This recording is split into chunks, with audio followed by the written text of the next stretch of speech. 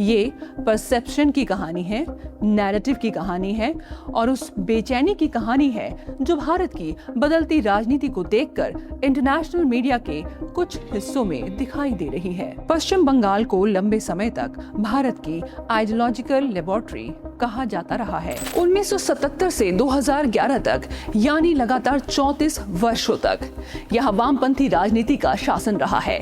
दुनिया के इतिहास में इलेक्टेड कम्युनिस्ट गवर्नमेंट का इतना लंबा दौर बहुत कम ही देखने को मिलता है।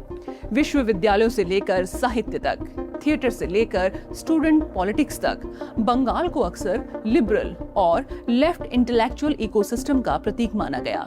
और शायद यही वजह है कि जब उसी बंगाल में राजनीतिक धारा बदल गई तो उसकी गूंज सिर्फ कोलकाता तक सीमित नहीं रही, वो सीधे न्यूयॉर्क और वॉशिंगटन के एडिटोरियल रूम्स तक सुनाई दी। 4 मई को द न्यूयॉर्क टाइम्स ने हेडलाइन लगाई, Modi's Hindu nationalist conquer a bastion of India's opposition. अब जरा इस हेडलाइन को ध्यान से देखिए।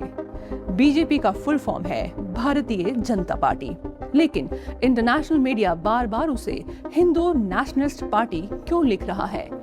यहीं से शुरू होती है नैरेटिव की असली राजनीति। एक नजरिए से देखें तो ये मोदी और बीजेपी की ताकत की स्वीकारोक्ति है, लेकिन दूसरे नजरिए से देखें तो हेडलाइन के भीतर एक चिंता भी छिपी दिखाई देती है।